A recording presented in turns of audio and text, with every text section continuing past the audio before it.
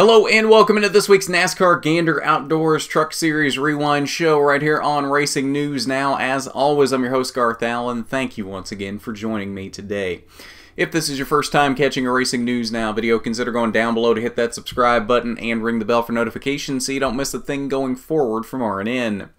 On today's Trucks Rewind, we're looking back at a wild 9th annual Buckle Up in Your Truck 225, 150 laps, 225 miles around the mile-and-a-half Kentucky Speedway in Sparta, Kentucky. This was probably one of the better Kentucky races across all three series in recent memory, although the trucks usually can do that anyway. I kind of call it the trucks effect. The trucks generally seem to have the best race of the weekend no matter where we're at, just because the trucks for whatever reason put on the better show. So hopefully this means we've got some good Xfinity race, or a good Xfinity race coming up tonight and a good Cup race coming up tomorrow night.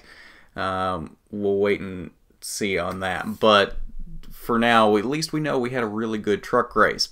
Two trucks failed to qualify before this race started, the 49 of Ray Cicerelli and the 6 of Norm Benning. We had 5 caution flags for a total of 33 laps. Nothing of incident, or nothing that would bring out a caution happening in Stage 1. That ended at lap 35 with Sheldon Creed picking up the stage victory. He had a very fast truck early on in this race. Stage 2, we had a couple of incidents. First one came at lap number 44 as the 20 of Spencer Boyd and the 54 of Natalie Decker got together on the front stretch entering turn 1. The 3 of Jordan Anderson also getting a piece of this one as well. Lap 56, the 42 of Chad Finley spun in turn 4, collected the wall, and picked up some heavy damage. That would be the end of his good run he had going on the night.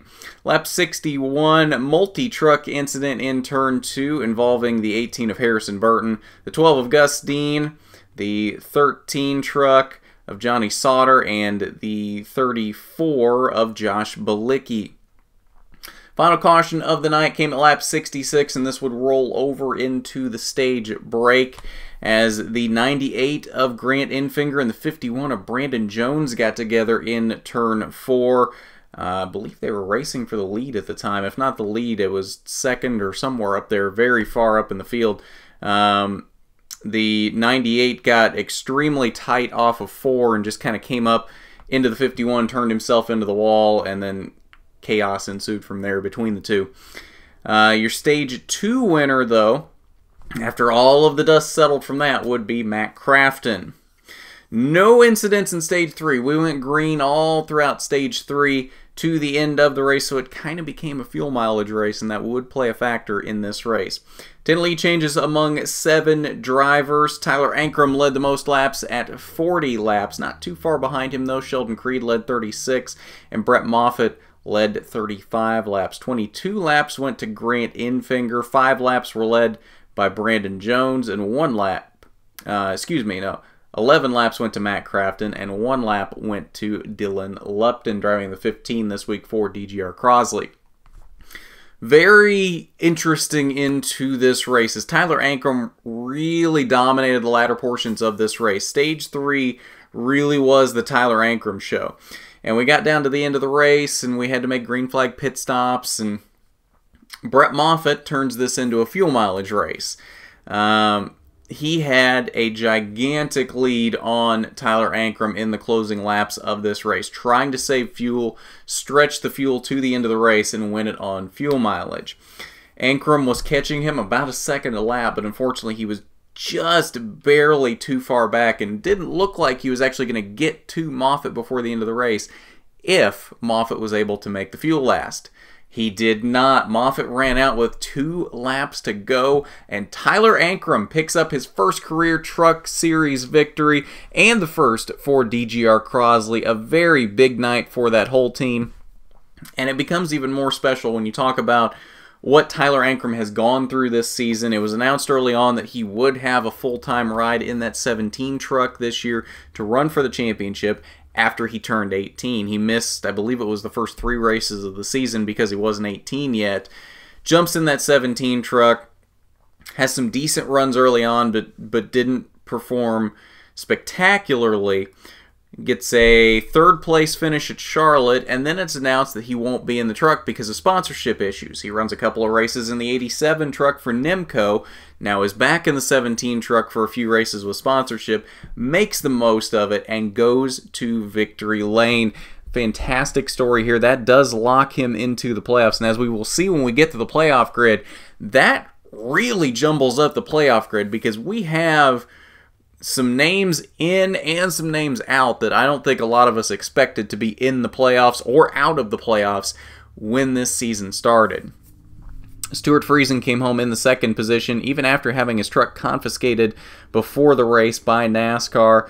Was able to bring the backup home for a very strong second place finish. Harrison Burton, a very strong third place finish, trying to get the best finishes possible to try and get himself into the playoffs. And as we'll see on the playoff grid, he keeps putting up these good runs, and for whatever reason, he keeps getting held out of the playoffs. He's going to have to get a win, I think, at this point. There's no way around it at this point. I really think Harrison Burton has got to get a win at this point if he wants to make the playoffs. Ross Chastain with a strong fourth-place finish. That is enough points to put him in the top 20. He's now 18th in points, so Ross Chastain is officially locked into the playoffs with this fourth-place run. And Dylan Lupton, his second race back in NASCAR, driving for DGR Crosley with a strong top 5 finish in 5th. Rest of your top 10, Austin Wayne Self. Brett Moffitt, after running out there with 2 to go, comes home last truck on the lead lap in 7th. Spencer Davis in 8th. Jeb Burton, a strong run, puts a second Nice Motorsports car in the top 10 in 9th. And Johnny Sauter rounds out the top 10. 11th through 20th, strong run for Tyler Hill in 11th. And Tyler Dipple here in 12th. If you watch the Fox broadcast, you would have thought Tyler Dipple won this race. Bit of a snafu at the end of the race when they put up the graphic to go to break after the checkered flag. They were supposed to be showing clips of Tyler Ankrum just to show that he had won the race. They got the wrong Tyler. They put Tyler Ankrum on the screen, but they put clips of Tyler Dipple on the screen, so that was kind of humorous. Matt Crafton came home in the 13th position. Brennan Poole, strong top 15 run in 15th. Todd Gilliland, 5 laps down in the 17th position, digging an even deeper hole as he tries to get into the playoffs.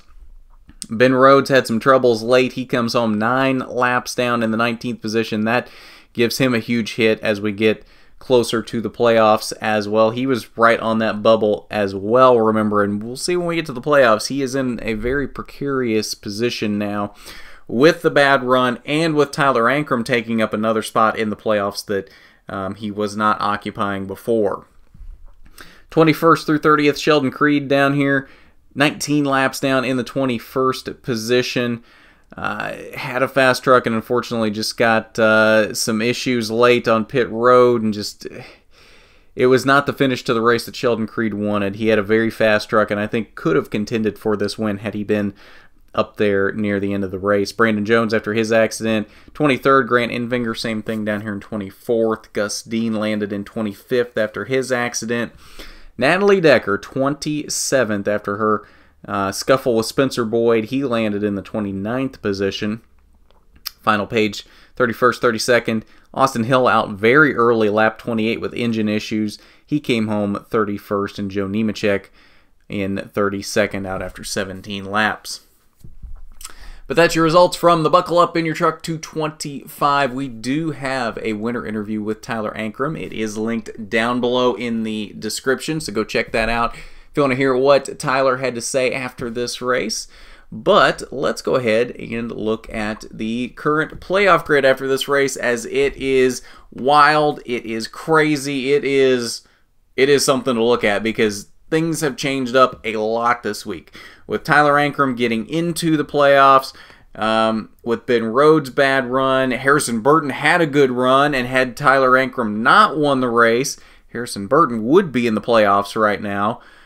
But with Tyler Ankrum now taking up a playoff spot, Harrison Burton is still outside the playoffs. It is incredible how much things can shift in one week. We've got so many guys that are outside the playoffs but could win a race and really could change up some things here and are changing up things.